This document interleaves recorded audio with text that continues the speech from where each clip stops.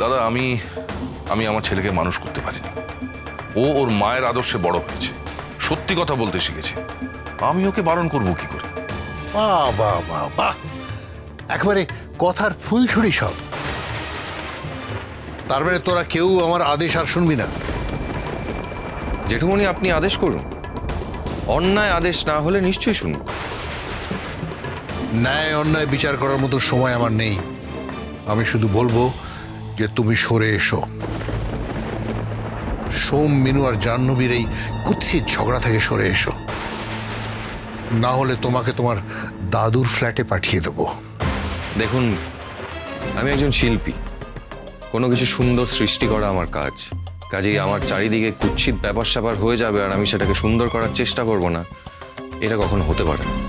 ওই যে বললাম, তাহলে তোমাকে তোমার দাদুর ফ্ল্যাটে পাঠিয়ে দেবো।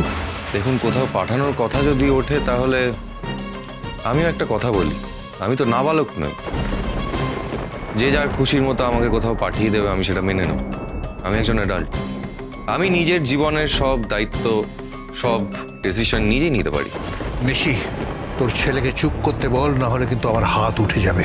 না দাদা, আমার ছেলে কোনো অন্যায় করেনি, আর আমিও তোমাকে আমার ছেলের ওপর কোনো অন্যায় করতে দেবো না। নিশি, তুই এই বাড়িতে দাঁড়িয়ে আমার মুখের ওপর কথা বলছিস? তাহলে এই বাড়িতে থাকবো না, চলে যাব। দেখ, তোর যদি সেটা ঠিক মনে হয় তাহলে তাই কর। কি সব বলছো তুমি? ঠিক আছে দাদা, আমি তাই করব। আমি আমার ছেলেকে নিয়ে এই বাড়ি ছেড়ে চলে যাব, কিন্তু এই বাড়ি, এই সম্পত্তি কারো একার নয়, আমাদের সবার ভাগ আছে। আমাদের ভাগটা বুঝে নিয়ে তারপর বাড়ি ছেড়ে যাব, নইলে নয়। বাহ, অপূর্ব। এসব এসব কি বলছো তোমরা? বসা বসা, আমার খুব ভয় করছে রে, খুব ভয় করছে। ভয় পেও না মা। এই তুই চুপ কর। চোখের সামনে দেখতে পাচ্ছি যে বাড়ির পরিবেশ আর বাড়ির মানুষগুলো সব গোল্লায় যাচ্ছে। বাড়ি তো নয়, যেন সার্কাসের স্টেজ হয়ে দাঁড়িয়েছে।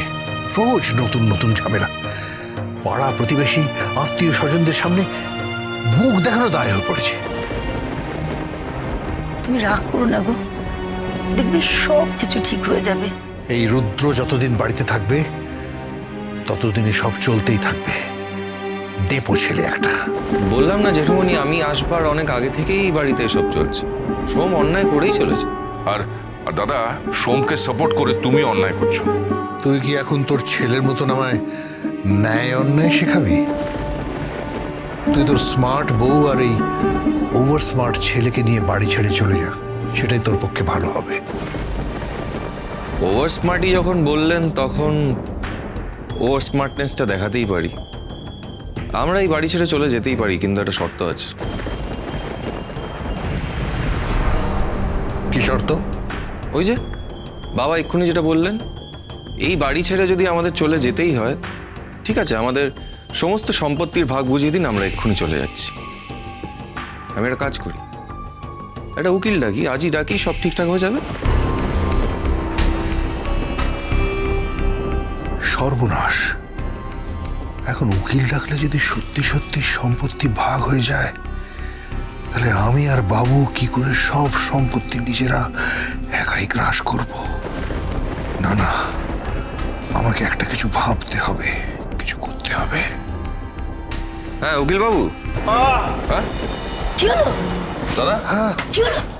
দাদা, কি হলো? বুকে যন্ত্রণা করছে? বউকে শুয়ে বলে দাও। যাচ্ছে যে উত্তেজিত হো না, উত্তেজিত হো না। শুয়ে দাও, শোনো না, শুয়ে কথা শোনো না একদম।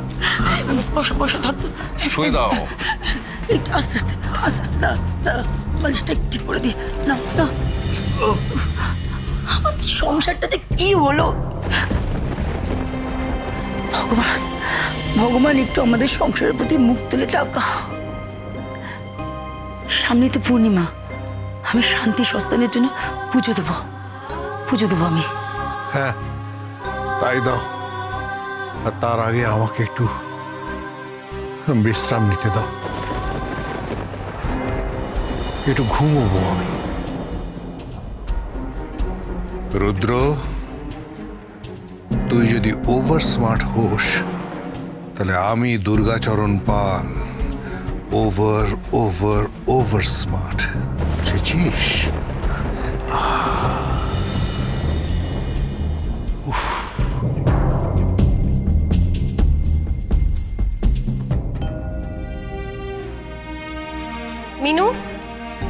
খেতে চল। ব্রেকফাস্টও তো করিসনি এখনো। এক গাদা ওষুধ খেতে হবে একটু পরে, চল। দিদি ভাই আমি একটু পরে খাবো। কেন একটু পরে কেন? আচ্ছা মিনু, তুমি কি নিজের যত্ন নেবে না? হ্যাঁ, সকাল থেকে খালি ওই জাহ্নবীর যত্ন করে যাচ্ছ। কি কি শুনছি? না দিদি ভাই, ওসব কিছু নয়।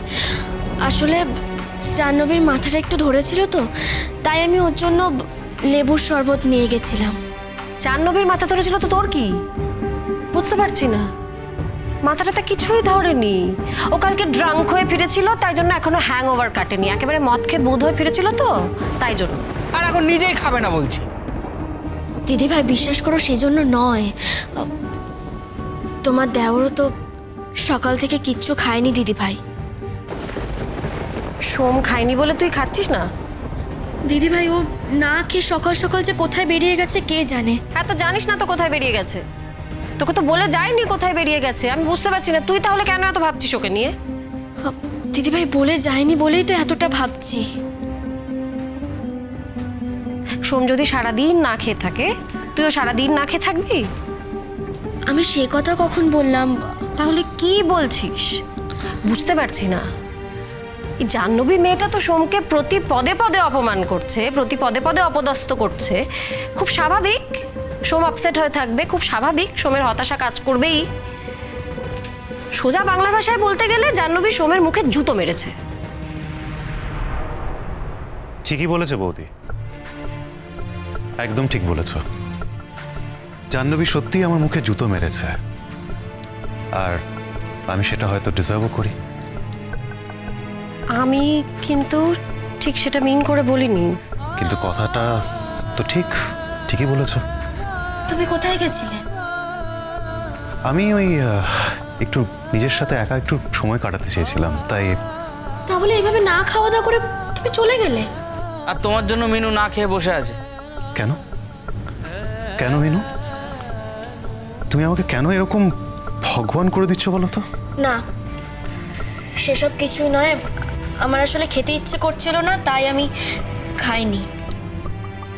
তুমি না ফেরা পর্যন্ত মিনু খাবে না বলেছিল।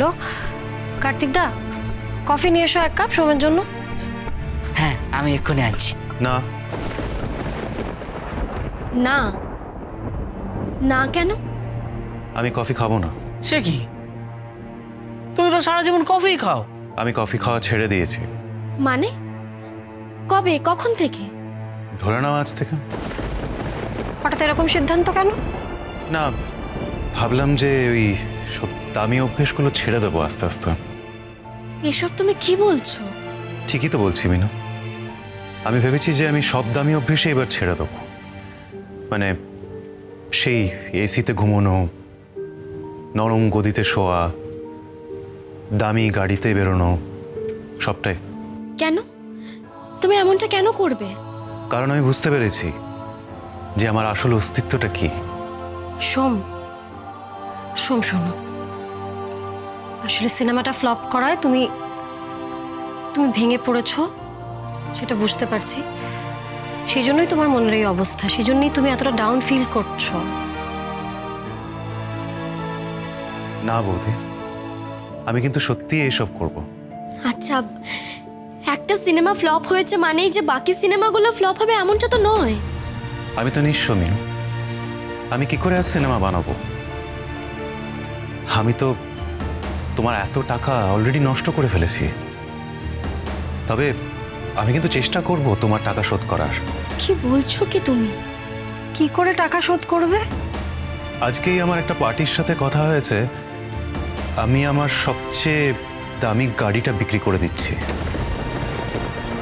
কি কি বললে? একদম ঠিক বলছি মিনু। কিন্তু ওটা তো তোমার সবথেকে প্রিয় গাড়ি। প্রিয় জিনিস না হারালে তার মর্ম বোঝা যায় না মিনু।